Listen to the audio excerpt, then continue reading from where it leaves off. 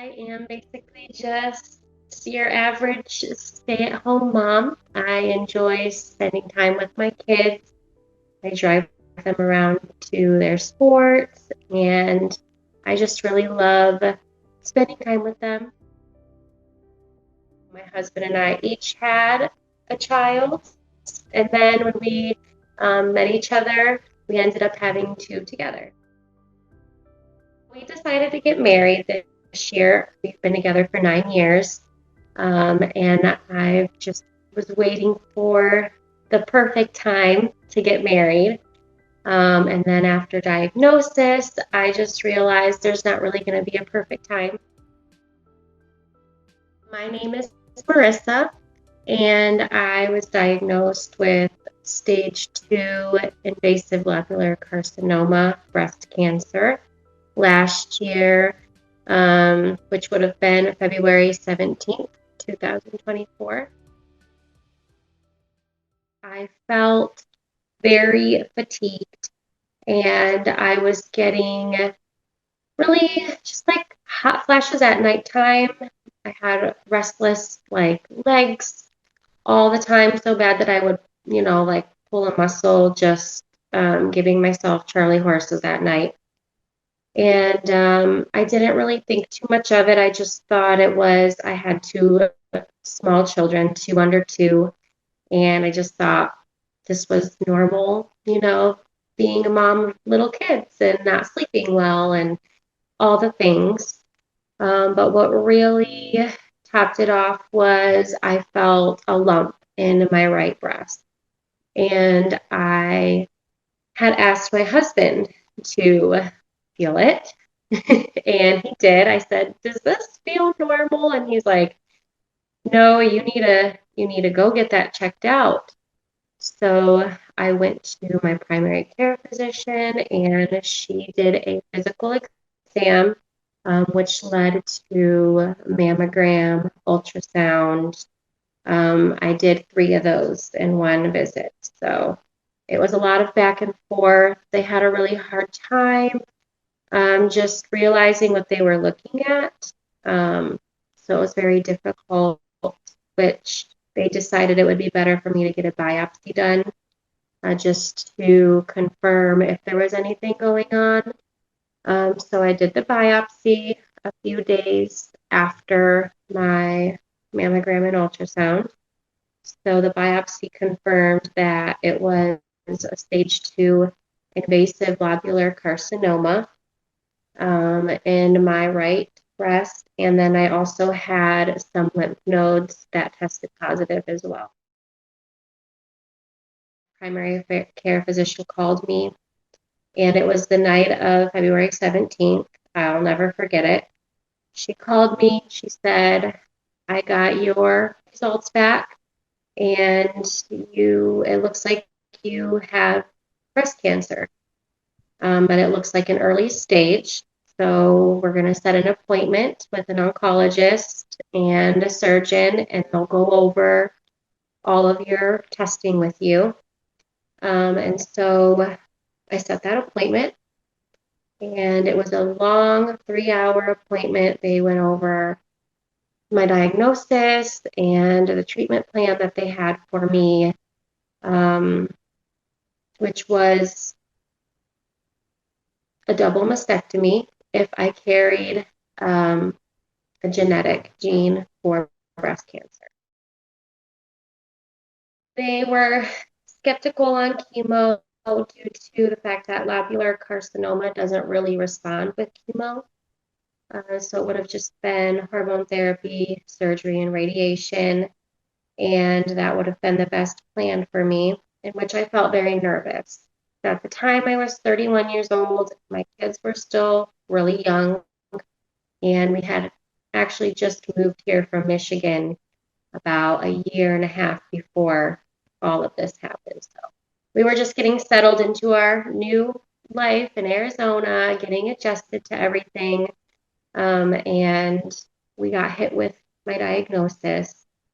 But I remember feeling very nervous, and I felt like I wanted to do some research and see if there was any approach that probably would have made me feel more comfortable, but then, more just as effective, and just look for other options and get a second opinion basically from other clinics.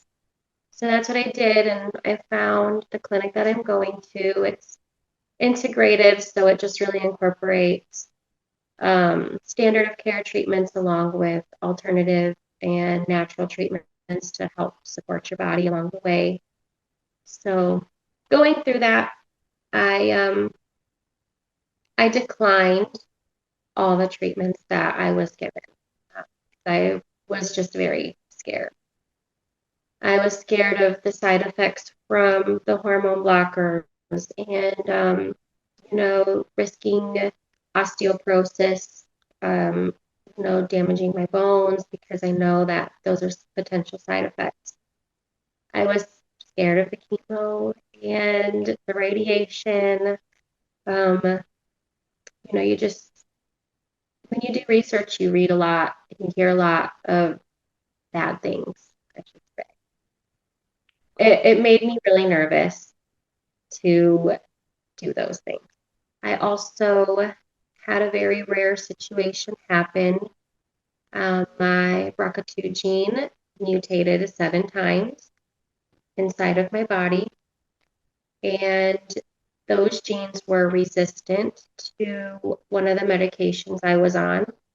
I was on a medication, it was a PARP inhibitor.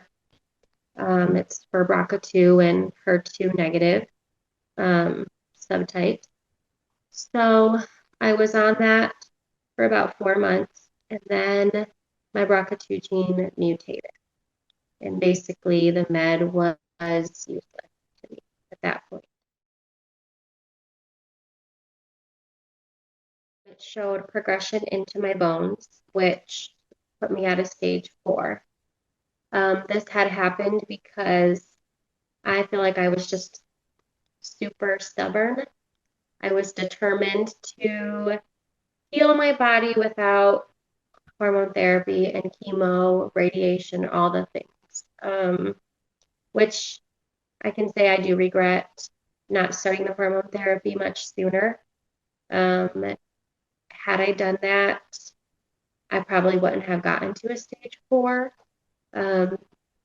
Essentially, once I hit the stage 4, I decided, okay, I need to go on the hormone blockers. And as soon as I got on the hormone blockers, a month later, my breast tumors were gone. And I just had the bone mets and the lymph nodes to worry about. Had I done the hormone blockers sooner, I probably wouldn't have had the spread to my bones. I do regret that. So we decided to put me on the hormone blockers. Breast tumors gone. I started a low dose oral chemo, and that we are hoping will do something with the bones. It's a low dose, hopefully, so it doesn't damage my good cells, but it's enough to wipe out the cancer cells. And I have been on that since December of well, I shouldn't say December. I started the chemo March of this year. So I have been on that for a while now, and I feel overall great. It's just been a challenge trying to figure out what is going to get to my bones now to heal my bones. I feel like the most I've experienced is fatigue. And some things that I do, I take supporting just vitamins, lots of vitamins that my body needs. I drink extra water, electrolytes, and minerals. I do some alternative therapies at my clinic that help my body feel good. So right now, I'm there 5 days a week to just help with my bone pain, and I exercise every day just to keep my body strong and keep my bones strong. And I think the most side effects I get are honestly from the hormone blockers. Just being in early menopause, dealing with the hot flashes, and it's embarrassing to say, but your sweat smells way different when your hormones are blocked, and it's not pleasant. So I shower multiple times a day and change my clothes often. I had to buy a neck fan just to help keep myself cool. And the bones ache extra from the hormone blockers. Getting through the day with the aches and the pains in my bones and fighting migraines that I get due to having some lesions in my skull.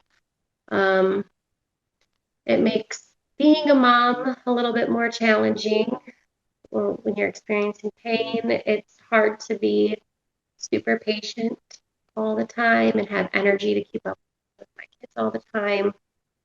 But I do the best I can to just, I go with the flow every day of how I'm feeling. Some days are better than others. Managing that with the help of my mom and my stepdad. They moved here from Michigan 7 months ago. And so my mom, they sold their house and moved out here. My stepdad got a job, and my mom doesn't work. She takes care of my kids all day while my husband works. And he is just started truck driving, so he's gone a lot. Unfortunately, it was very hard for him to work when I was gone at treatment, and it really did put a huge financial strain on our family for a while. We lost 2 vehicles, and we were just trying to figure out how we're going to juggle everything.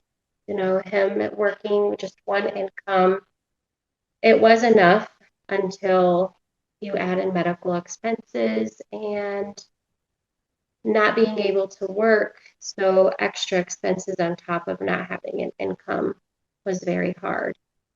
Um, so with my mom being here, she's able to school the kids. Well, I'm not able to school them right now. So she does all the schooling, which is great. She was a preschool teacher for a long time, so it's right up her alley. And she's been my rock through it all. She cleans for me and she helps prep meals and watch the kids. And now my husband's able to work because she's able to be with the kids every day. And it's been a big blessing to our family to have her around. And I wouldn't be able to do this without her here. It was really hard before she came out. I feel like there was a lot of stress moving to a new state. And being a mom with little kids and my husband working, I was very stressed as well. And I didn't have any family out here. So I feel like all the emotions, we were going through, I think, a hard point in our relationship, trying to figure out how we can have time for ourselves and spend more time together. So I feel like when I got diagnosed, as my husband and I had a realization that, you know, life really can just, you can't plan anything. It can come to an end for, you know, and any time for anybody with or without disease. And it's just, it's precious to just value your family and make memories with them. I've learned that everything that I do with my family, it's memories for them. And I cherish everything that I do with them so much more now than I ever have. The way that I look at life is completely different. And my husband feels the same way. I feel like I'm more appreciated, and it was a big eye opener for both of us. It really did save our relationship. It really did. It's not just, okay, you do this, that, and you're good. It's done. Um, it doesn't go like that. Everybody's bodies react differently. There's so much to scientifically what goes on in our bodies. Sometimes our bodies don't cooperate with meds, and then we run out of options. I mean, there's only so many lines of treatment that we have that we can utilize before we don't have anything left. I realized that it's very difficult physically and emotionally, just the fear of the unknown, not knowing what's going on inside of you all the time, and fearing of what if this, all the what ifs. What if it's spreading? What if I don't respond well? And what if I'm not going to be around much longer? I've had those thoughts myself before I got more confident and comfortable with my medical team. I wrote letters to my children because I didn't know how long I was going to be around for. I did Build-A-Bears with my voice recorded in it because I wanted them to have my voice. And I made them blankets because I just felt like I wanted them to be able to have something special that I made them. I I faced so many emotional obstacles. My kids are everything to me, and I dedicate all my time to raising them, providing for them. I cherish that more than anything. I love being a mom, and my kids, they mean everything to me. So the thought of just me disappearing out of their lives really ripped me apart. And I think that a lot of people that really don't know much about cancer, it's hard to sympathize because you just don't know unless you've been around it or you're going through it. And I just think people just, when you think of cancer, you think, okay, you just can do chemo and surgery and you should be okay. Those things are so hard on your body too. And it's hard to get through the days when you feel so tired and in pain. You just feel like sometimes you feel like a burden on people around you. Get multiple opinions and do whatever you feel in your gut or in your heart that you're going to have the most peace and feel the most comfortable. Wherever you feel comfort is probably where you should be. I feel like if I was in a place where I didn't feel comforted or I didn't have people that were there supporting me, it would not be a place that I would want to be in.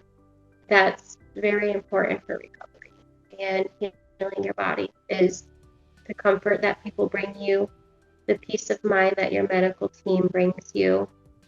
If they're there to support you, determined to help you recover, then that's where you